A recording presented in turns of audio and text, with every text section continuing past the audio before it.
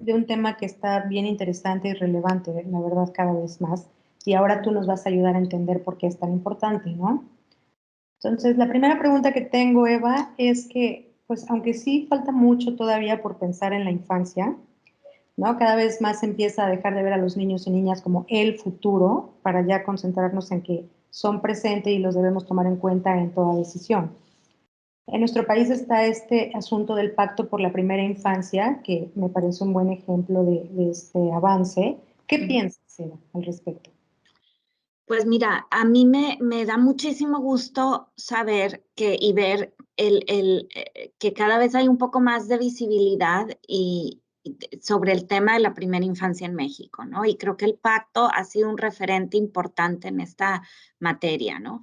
Desde Fundación FEMSA hemos sido miembros del Consejo Directivo del Pacto y hemos estado participando en él desde el inicio, entonces pues me siento particularmente orgullosa de los avances del pacto, que es una iniciativa ciudadana pues de abogacía, de impacto colectivo, y que ha ayudado a establecer una serie de metas y de condiciones estructurales que nos ayudan a ver también como hacia dónde deberíamos de estar apuntando en cuanto a metas de avance con respecto al desarrollo de la primera infancia en México.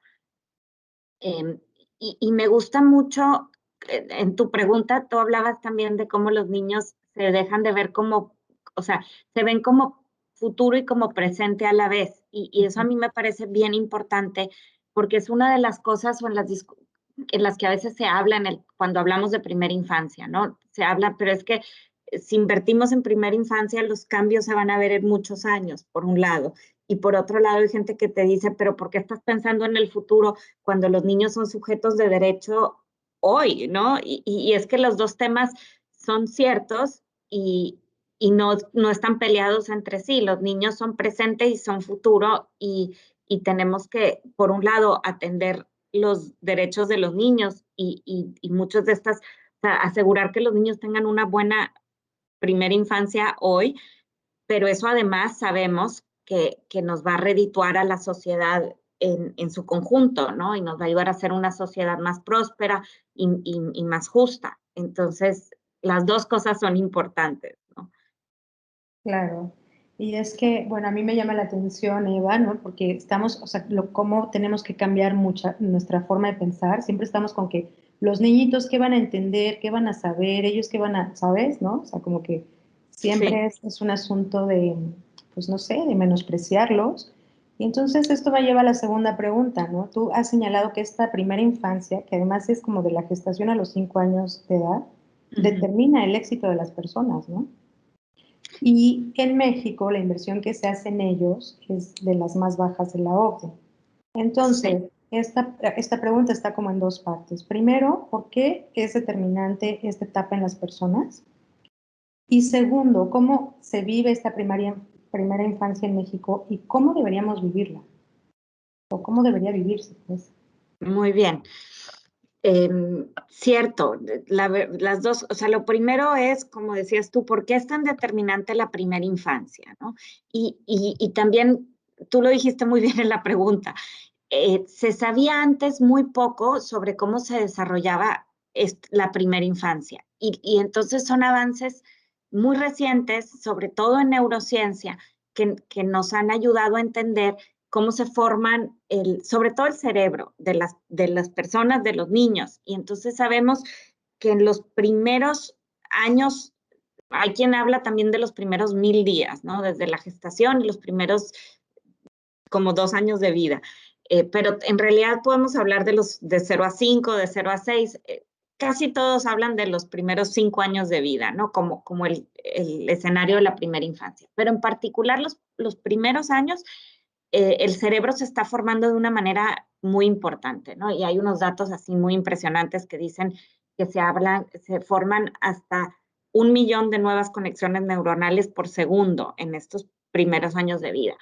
Pero si pensamos que también se está desarrollando el cerebro, la verdad es que todos los demás sistemas biológicos, el sistema cardiovascular, el sistema inmune, eh, el, el, toda la forma de cómo el cerebro reacciona al estrés. Entonces, hay muchas habilidades que se forman en esta primera etapa y que nos permiten luego pues formar relaciones productivas, formar una familia y cuidarnos a nosotros mismos. O sea, hay una serie de habilidades que se forman en esta etapa. Por eso es que es tan importante. Tu segunda pregunta tenía que ver sobre en México, que se invierte muy poco, uno de los Sí, países que menos invierte de la OCDE.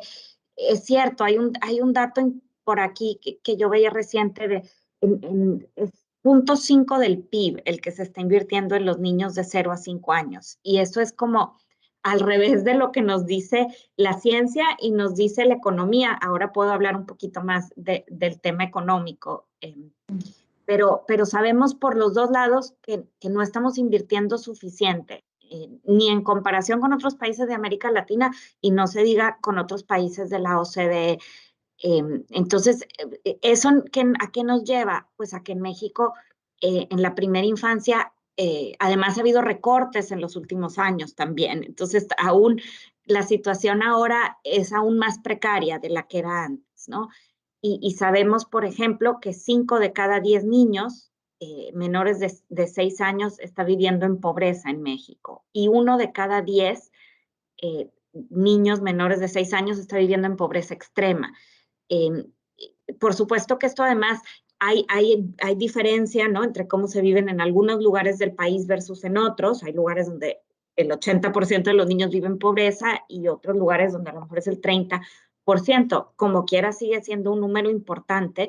Y cuando pensamos en pobreza, estamos hablando también de que estos niños no están accediendo, o sea, están viviendo con rezago educativo, no están accediendo a servicios de salud ni de seguridad social, quizás no tienen acceso a servicios básicos, hay todo un tema de vivienda, y también que a mí me parece muy preocupante ahorita en temas por la pandemia, sabemos que ha habido eh, pues un acceso, no todos los niños están recibiendo su vacunación como debe ser, ni su pues acceso a alimentación también. Entonces, estamos empezando a ver eh, que la desnutrición está aumentando, estamos empezando a ver pues muchos menores, los niños han estado también, muchos niños no han empezado, no la escuela, ¿no? Ya ni se diga de por sí en preescolar nos falta mucho por hacer que la mayoría de nuestros niños estén asistiendo a preescolar en los 3 años de preescolar, que es además obligatorio asistir, y nuestra cobertura es aún muy por debajo de lo que debería ser. Entonces, pues nos falta mucho por avanzar en México en términos de asegurar que todos los niños estén pues teniendo la mejor, logrando su máximo potencial o accediendo a su máximo potencial.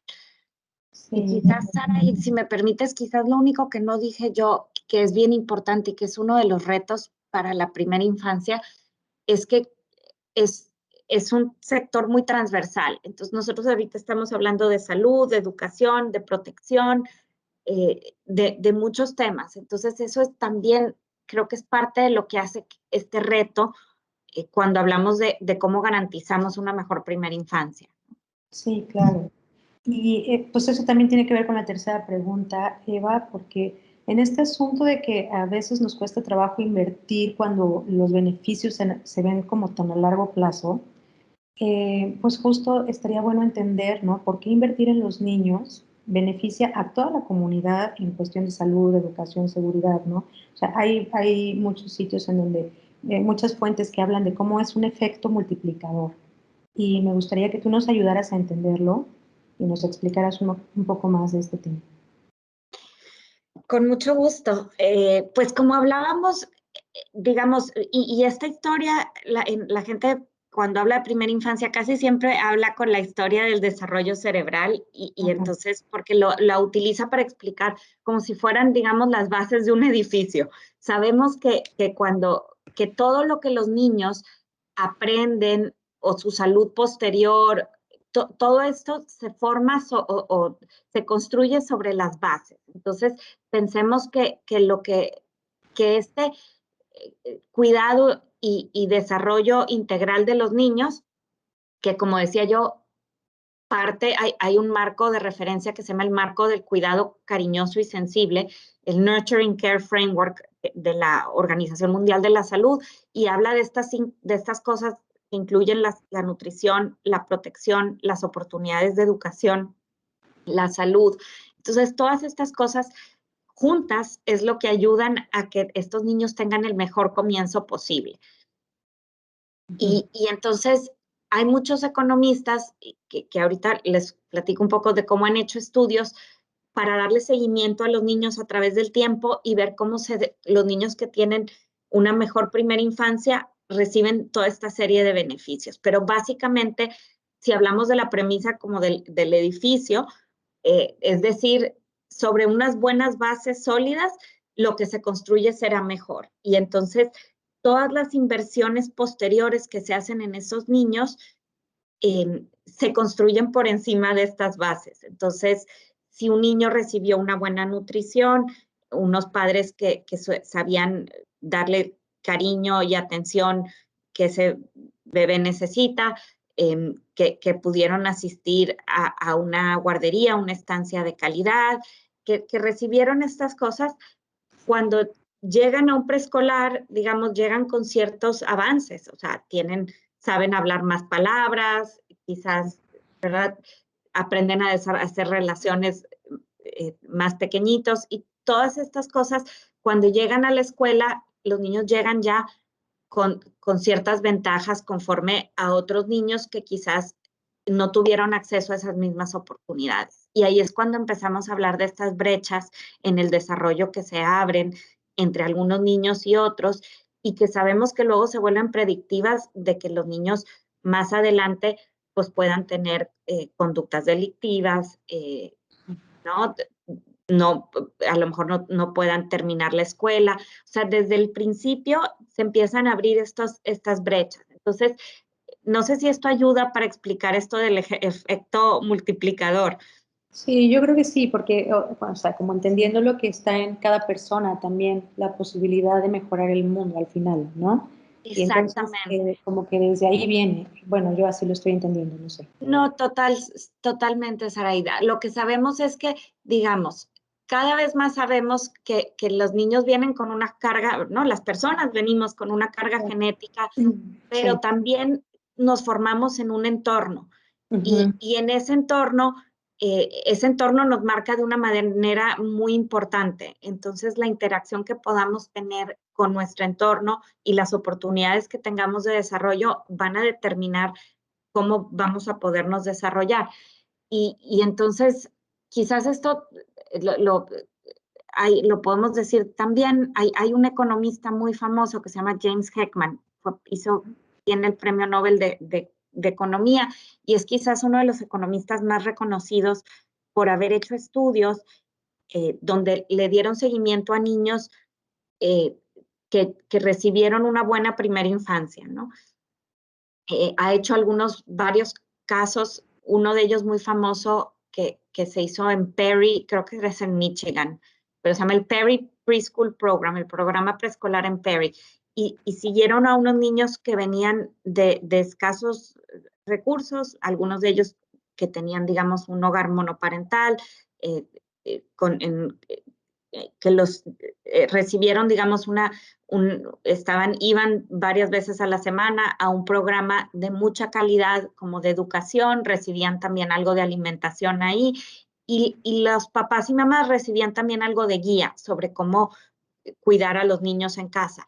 Y entonces, con este estudio, a lo largo de ya casi 60 años, le han dado seguimiento a estos niños. Y lo que se sabe es que estos niños pues consiguieron mejores empleos, controlando con niños, digamos, que nacieron en hogares similares y que no tuvieron esta oportunidad de este programa, estudiaron más años, consiguieron mejores empleos, tuvieron menos problemas con la ley, ganaron más a lo largo de su vida. Entonces, y luego ya tienes, Heckman y su equipo ya han hecho estudios incluso de una siguiente generación. O sea, ¿qué pasó con esos niños? Y sabemos que eso también impactó, digamos, controlando la variabilidad en la siguiente generación. Los niños de los niños que asistieron a esos programas también solamente por la educación de los padres recibieron ciertos beneficios. Entonces, cuando pensamos en cómo romper ciclos de pobreza y de desigualdad, la verdad es que sabemos que invertir en la primera infancia se vuelve súper importante, ¿no? Claro. Mira, y eso puede reafirmar incluso el efecto multiplicador del que estábamos hablando, ¿no? O sea, que ya con tus hijos se va multiplicando, bueno, con los hijos de estas personas que tuvieron una buena primera infancia. Eso está súper interesante, mira. Entonces, nuestra cuarta pregunta, aunque ahorita mencionaste este ejemplo de Perry, ¿conoces algún otro caso de éxito sobre cómo mejorar la salud y la educación de los niños, pero adaptando los espacios urbanos para ellos con este fin? Sí, mira, a ver, voy a hablar primero, digamos, de algunos otros modelos, porque el que yo mencioné, pues, digamos, es Michigan y hace 60 años, pero digamos, hay otro caso documentado por años en Jamaica, en la isla de Jamaica, también muy investigado en América Latina. El BID tiene muchas publicaciones sobre este estudio, y también, digamos, este es un programa que se piloteó en los años 80 en Jamaica con visitas domiciliarias. Y también hicieron algo muy parecido a lo que ya platiqué, donde algunos niños recibieron visitas domiciliarias de unas cuidadoras o más bien como madres comunitarias de la misma comunidad o trabajadoras sociales que acompañaron a los papás y les hacían una visita semanal. Con algunas familias también les llevaban algo de alimento, pero les daban ideas de juego y de educación. Y los resultados son similares a los que yo les contaba de Perry, ¿no? También han seguido estos niños a lo largo de 40 años y los resultados son igual, 25% más ingreso a lo largo de la vida, mejores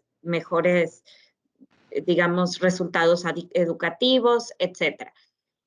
En otros países en América Latina, cuando han logrado conciliar los temas de primera infancia, digamos, articulándolos. Hay un caso, a mí me gusta mucho el caso de Chile, Crece Contigo, donde hace por ahí creo que 2009, 2010, la presidenta Michelle Bachelet comenzó un programa también de acompañamiento. Primero empezó con un foco de salud, pero dándole seguimiento a los niños desde el embarazo y después hasta la educación inicial, y también se ven unos resultados súper interesantes y han ido escalando el programa con el tiempo. Con cómo adaptarlo a los espacios, eso se está viendo cada vez más, pero es más reciente. Hay algunos casos en América Latina que yo podría mencionar, aunque tampoco conozco con demasiadísimo detalle, pero hay una ciudad que se llama Boa Vista, en el norte de Brasil, donde una serie de fundaciones digamos, enfocadas en temas de primera infancia, han trabajado con el gobierno de Boa Vista y han hecho, digamos, las dos cosas. Por un lado, el tema de acompañar con oportunidades de salud y de educación, algunas con programas de visitas parentales, como los que mencionaba yo en Jamaica, pero también a veces es estableciendo centros donde los niños pueden ir y recibir algo de seguimiento educativo, o centros de educación inicial, o seguimiento a controles de salud. O sea, como que la tendencia en la región es también a tratar de ver cómo se integra la primera infancia o este tema del cuidado a los programas ya existentes de salud y de educación que los gobiernos proveen. En Boavista, adicionalmente, sí han empezado a trabajar con un programa que ha sido pues muy innovador en este concepto de adaptar los espacios urbanos, que se llama Urban 95.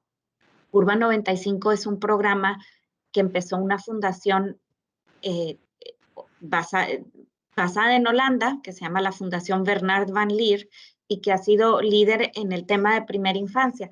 Y ellos parten de una premisa bien interesante que dice, ¿cómo construiríamos las ciudades si las hiciéramos desde la perspectiva de un niño de 95 centímetros de altura? Por eso le llaman Urban 95. Y entonces la Fundación Banlir es una de estas fundaciones, junto con la Fundación María Cecilia Soto Vidigal y algunas otras, que han estado invirtiendo en Boavista a lo largo de varios años en alianza con el gobierno local. Y entonces en las ciudades han empezado también a trabajar capacitando a algunos líderes municipales en cómo repiensan sus espacios. Entonces, yo creo que lo que es particularmente interesante es cómo podemos, desde las fundaciones y desde sociedad civil, interesados en el tema de la primera infancia, acompañar a las autoridades en trabajar en el tema de primera infancia de manera integral, pensando en las políticas públicas, pensando en esta parte de las ciudades o de los espacios urbanos, pero también en este tema del cuidado, de cómo pensamos en la capacitación que los padres y los cuidadores requieren para ofrecer los mejores servicios que esos niños requieran. Sí. No sé, ¿verdad? En este tema de las ciudades pensadas para los niños o tomando en cuenta como las necesidades de los niños, está esta famosa La ciudad de los niños de Francesco Tonucci, ¿no? Sí, sí. Está, bueno, a mí me ha parecido interesante lo que he visto de ellos, porque además tiene esta parte de que no solo pues, es la ciudad que los niños necesitan, sino que los van a educar, ¿no? Así es. Entonces, ¿tú estás de acuerdo en que las ciudades también educan? Claro, y a mí me encanta también la filosofía de Francesco Tonucci, me parece muy interesante y muy,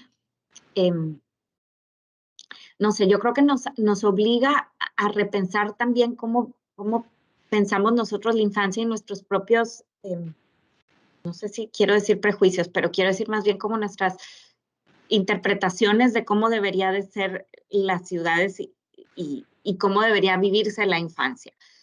Digo, ya hablábamos de cómo los niños aprenden de su entorno. Entonces, cuando pensamos en los niños, en realidad deberíamos pensar en su entorno desde su familia y su hogar, pero también sus colonias, sus espacios comunitarios, sus ciudades, sus escuelas, ¿no? Entonces, por supuesto que las ciudades educan y como tú decías muy bien en la pregunta, los niños también van a aprender a ser ciudadanos, van a aprender a construir, digamos, la ciudadanía, la democracia. Cuando ellos ven una ciudad cuidada, aprenden a cuidar a los espacios, ¿no? Entonces, por supuesto que sí, creo que eso es súper interesante y quizás lo otro que a mí me parece interesante de Tonucci es cómo él piensa con un enfoque de derechos también, de derechos de los niños, pero también pensando, por eso digo que es como muy provocador la filosofía de Tonucci, porque nosotros a veces seguimos con el paradigma de pensar en que los parques sean lindos, que es importante, los parques son fundamentales, pero él dice, ¿por qué no toda la ciudad está hecha para jugar? O sea, toda la ciudad, estamos pensando en hemos construido las ciudades con un paradigma de movilidad, pensando en el peatón, pensando casi siempre en las personas que, digamos, que trabajan, que se transportan en automóvil, muchas veces también de cierta edad y a veces también, digamos, en hombres. Si pensamos en cuáles son las necesidades de las mamás con cochecitos o de las personas que solo se pueden transportar en transporte público, o ya no hablemos de los niños que podrían, ¿no? Según Tonucci, ir a la escuela caminando a partir de los 6 años, ¿no? Eso para nosotros sería así como impensable y sin embargo vemos que se podría transitar hacia allá, ¿no? Sí. Y bueno, pues un poco has respondido también la pregunta 6 que teníamos en este asunto de que uno de los derechos fundamentales de los niños es el juego, ¿no? Sí. El juego también es algo que los ayuda a desarrollarse, ¿no? En cuestiones cognitivas y físicas. O sea, te digo que en realidad como que me encanta porque es replantearnos un montón de ideas que tenemos tal vez equivocadas, ¿no? Respecto a los niños, respecto al juego, respecto a estos espacios que podemos compartir incluso con los niños, ¿no? Sí, Espacios de totalmente. juego que también nos sirven a nosotros como adultos. Entonces, pues bueno, la pregunta que seguía era cómo pensar y organizar las ciudades desde esta perspectiva del niño, ¿no? No sé, una ciudad en México, por ejemplo, Monterrey, estas ciudades que Si bien nos va, se piensa en el peatón, pero la verdad es que han sido ciudades en donde están pensadas para los coches, ¿no? Para los Así autos es. todavía. Entonces, ¿cómo verías ahí cómo poder organizar una ciudad con esta perspectiva más del niño? Hay muchas cosas interesantes en tu pregunta que quisiera poder comentar. Em, una, por un lado, el tema también de involucrar a los niños en la construcción de las ciudades, que me parece interesante. Em, y preguntarles a los niños cómo quisieran ver su ciudad. Em, Eso me parecería también como básico. Por otro lado, em, cuando hablabas del juego, hablabas también de la posibilidad de cómo el juego nos serviría a los adultos también. Y eso también me parece que es algo que deberíamos rescatar, ¿no? Cuando nosotros ahora vivimos en esta, pues como los adultos en un pues como en unos ciclos de tiempo con una concepción de que tenemos que llegar de un lugar a otro con, con ¿no? Como Sí, llenos de estrés, ¿no? De prisa. llenos de estrés, exactamente, porque no estamos pensando en cómo también la ciudad como un lugar de juego, de exploración, de aprendizaje, de reencuentro con otros, de disfrutar la naturaleza. Eh, sí creo que eso como que lo vemos cuando nos toca caminar con un niño por la ciudad, ¿no? Y lo vemos detenerse con una flor o con una catarina chiquitita en un pedacito en la banqueta. Ahí es cuando uno ve y dice, como que se nos olvida que tendríamos la oportunidad que nos perdemos de un montón de cosas lindas porque no las vemos. Ujú. Em, entonces, vuelvo a esta idea de por qué no, de por qué no preguntarles a los niños cómo quieren ver sus ciudades y nosotros, digamos, desde en nuestra alianza que desde Fundación FEMS hemos construido con el CELAB, también del TEC de Monterrey, de la Escuela de Arquitectura, Arte y Diseño. Ahora hace unos, ¿qué fue? El año pasado, ya durante la pandemia, trabajando en la zona de la Campana Altamira, que es una zona, digamos, cercana al campus Monterrey del TEC y una zona de alta marginación, eh, queríamos hacer una planeación participativa para el diseño de un parque, el rediseño de un parque. Y pues la pandemia nos lo impidió. Entonces, y lo que se hizo fue a través de esta idea que hacemos la caja para soñar, llegamos a un grupo de niños de la comunidad una caja de cartón muy linda con una serie de actividades que nos permitirían como recabar las voces de los niños sobre cómo se imaginaban su ciudad. Y obtuvimos resultados muy lindos y muy interesantes sobre la visión de los niños y de sus espacios, ¿no? Y de cómo ellos ven eh, los espacios como lugares de encuentro y de juego, eh, todo el tema también de cómo, que no pensamos a veces de cómo las ciudades también a veces se vuelven barreras, incluso volviendo al tema de un buen desarrollo infantil. Las ciudades pueden favorecer o entorpecer que las mamás puedan llevar a los niños al kinder o a ¿no? a un centro de educación inicial, una guardería, o pueden favorecer o no que puedan acceder a comida saludable más o menos de forma cercana o incluso, ¿no? Como que en lo que hemos visto, cuando vemos proyectos de movilidad en esta zona para niños, hemos visto que a veces hay barreras que no parecen tan obvias, pero que luego impiden que los niños accedan a algunos de estos servicios que deberían poder acceder, porque en la zona de la Campana Altamira, por poner un ejemplo, es una zona con muchas escaleras en un cerro y entonces a veces hay deslaves, si llueve se vuelve inseguro y uno piensa, ¿no? Ya no pensemos también en los adultos mayores o en las mamás que a veces tienen un bebé y otro niño pequeño y tienen que subir la compra. Entonces, cuando hablamos de cómo repensamos las ciudades, desde la perspectiva de los niños y de los cuidadores que tienen una movilidad distinta, ¿no? Ahí es donde creo pues que valdría la pena incorporar las voces de los niños y sus cuidadores, porque eso nos permitiría repensar las ciudades, ¿no? Claro, y el proceso sería divertidísimo, seguro. También. Oye, bueno, ya no me mencionaste una ciudad brasileña. Yo he estado buscando y sale mucho la mención de Pontevedra como una ciudad ideal para niños, ¿no? Entiendo que hicieron una planeación urbana más o menos reciente, ¿no? Que ha servido como un modelo a seguir para el mundo en general. Tú, además de esta ciudad brasileña, ¿consideras que Pontevedra o alguna otra ciudad nos puede servir como ejemplo para los mexicanos? ¿No? Porque también Pontevedra, el asunto es que pues tiene unas condiciones bien distintas a, a las condiciones de las ciudades en México, pues. Pero, Así es, Aray. Yo creo que, digamos, Pontevedra es una ciudad que me parece a mí que ha seguido el modelo de Francesco Tonucci y todo este modelo de la ciudad de los niños y ha sido un ejemplo en Galicia, ¿no? En España.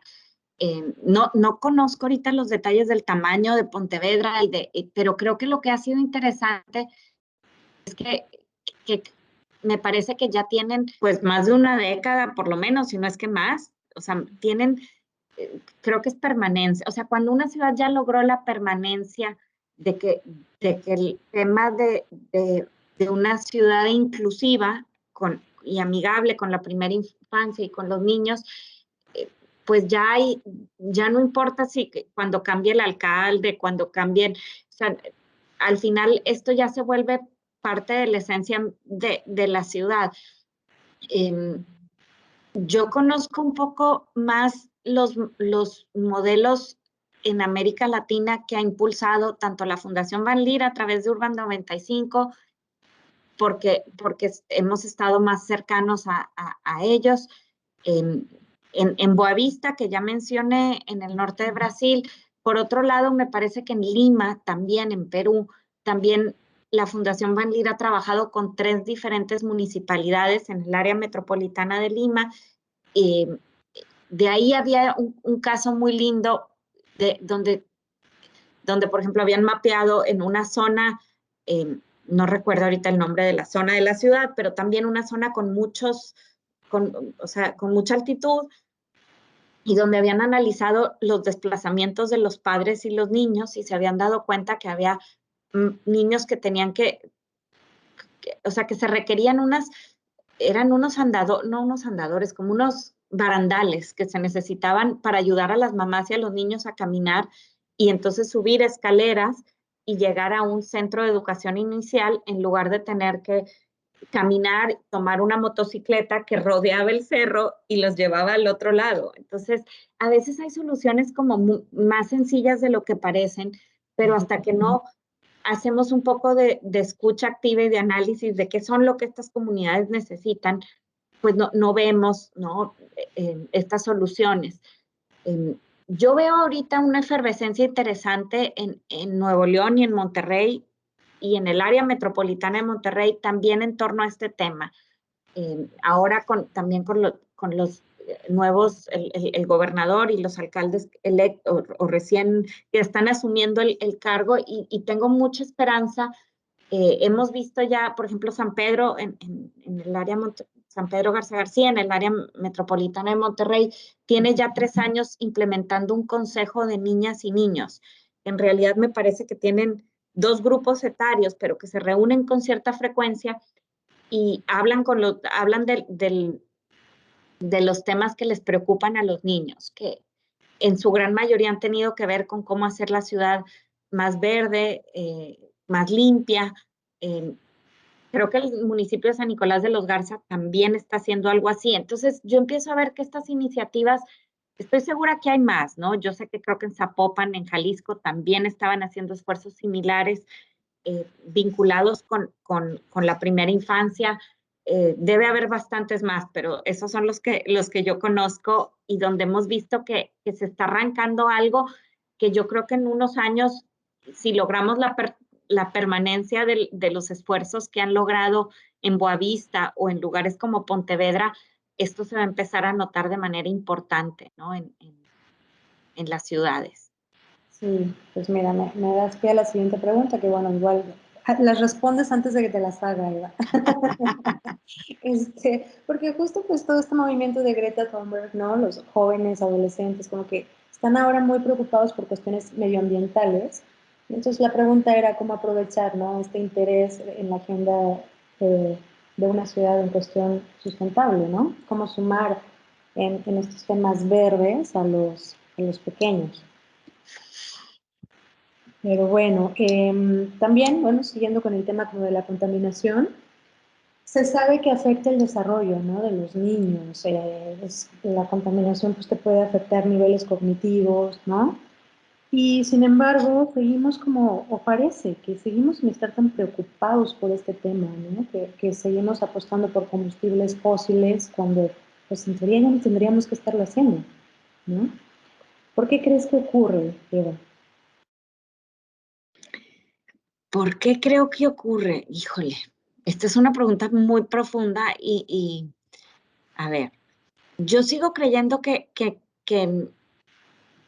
yo he estado pensando mucho en esto últimamente, también porque Fundación FEMSA, digamos, por un lado trabajamos en temas ambientales y por otro lado en temas de infancia. Entonces he estado dándole vueltas a cómo, a las interconexiones entre las temáticas.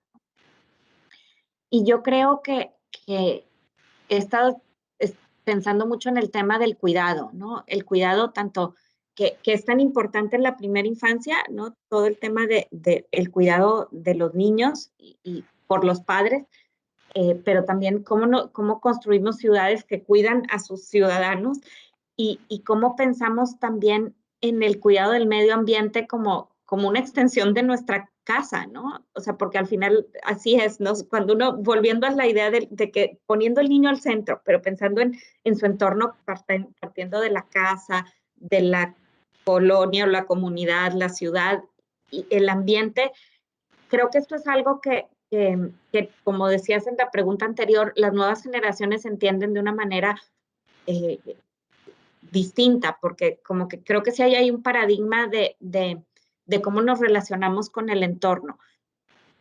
Y, y mientras no nos demos cuenta que el cuidado del medio ambiente es una extensión del cuidado propio y que están interconectados, pues yo no veo que vayamos a seguir cambiando pues este paradigma de apostar también por nuevas formas de energía, ¿no? Yo veo estos temas interconectados porque de alguna forma, pues sí, es un poco como autosabotaje, ¿no? O casi una conducta suicida, ¿no? Continuar pensando que si no desarrollamos a las personas, ¿no? Alrededor de nosotros y lo mismo con el medio ambiente, tenemos viabilidad, ¿no? Y aquí estoy hablando ya de viabilidad, las ciudades, las empresas, las sociedades. Sí, y luego también veo yo, quizás esto es negativo, o sea, suena muy negativo lo que voy a decir, pero también es positivo.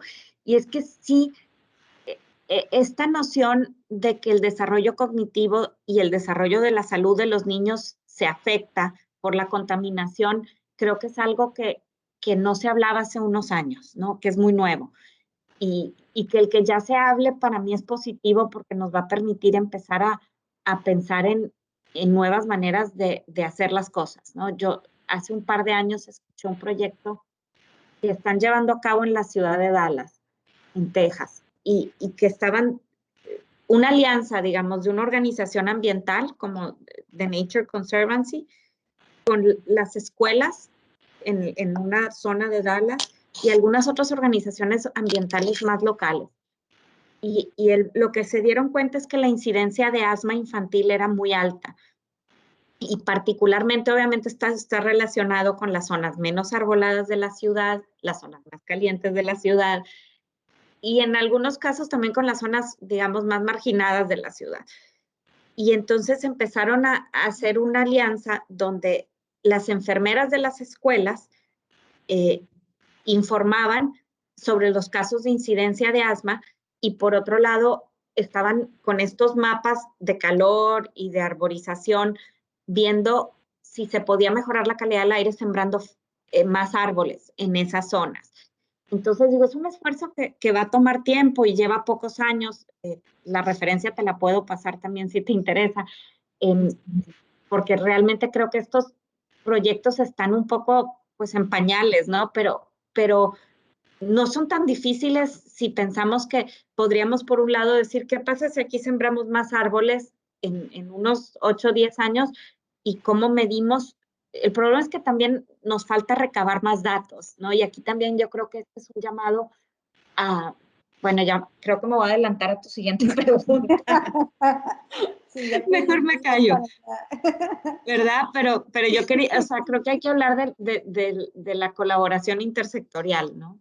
Claro, pero está bien padre que se empiece, ¿no, Eva? A veces lo difícil es empezar y supongo que conforme empiezan estas iniciativas a arrancar, pues no sé, se va haciendo la cadenita, ¿no?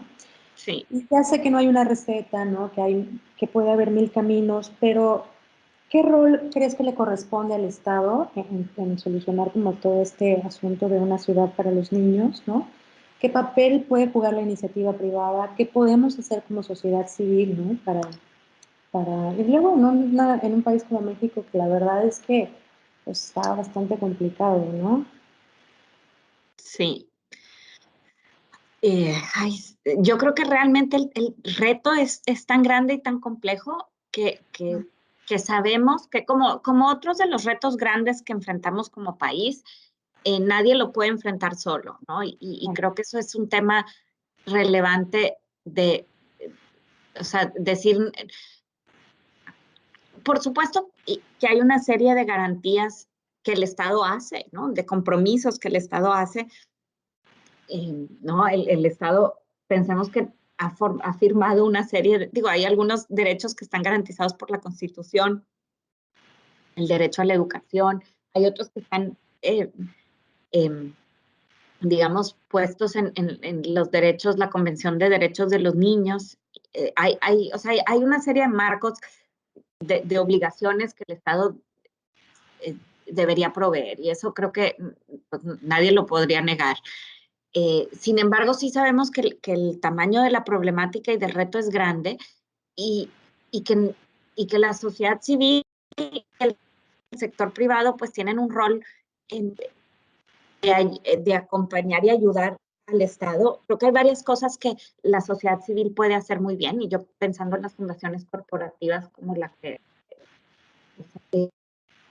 nosotros hemos podido en el pasado acompañar digamos, a permitir que se prueben modelos de educación inicial innovadores que quizás a veces el gobierno por mandato pues no podría destinar recursos para diseñar, ¿no? Porque no tiene la posibilidad de asumir riesgos, ¿no? Para probar innovación. Entonces ahí yo creo que el sector privado y social pueden acompañar en algunos casos, ¿no? Pero siempre trabajando en conjunto. Y lo mismo con sociedad civil. Y si volvemos al tema del pacto, el pacto me parece un ejemplo muy interesante porque por un lado agrupa a más de 400 organizaciones de sociedad civil que atienden a niños y niñas. Y por un lado, el pacto acompaña a las autoridades, ¿no? Les ayuda con capacitación, les apoya con recursos, o sea, con recursos más que económicos, quiero hablar de recursos eh, o sea, con ideas eh, con datos que les ayudan a los estados a tomar decisiones sobre cómo construir una política de primera infancia transversal. Entonces, pero también la sociedad civil tiene un rol digamos, por un lado acompañar y por el otro lado, pues recordarle a las autoridades los compromisos que tiene con respecto al tema. Entonces, creo que se trata de un trabajo en equipo, pero donde nos podemos complementar muy bien. Buenísimo, Eva. Oye, pues muchas gracias. Esas eran las preguntas que nosotros tenemos para ti. No sé si tú quieres agregar algo que sientes que sea importante como conclusión o que, no sé. Pues la verdad es que las preguntas estaban padrísimas y súper bien planteadas y espero haberlas podido responder. Me encantó el ejercicio de pensar en las respuestas. yo creo que dije todo lo que quería decir, así que no sé si no se me ocurre ahorita mucho más. Bueno, cualquier cosa, por supuesto, estamos nosotros ahí al pendiente. Y pues nada, de verdad te agradezco. Saludos a todos por allá. Gracias, Saraí.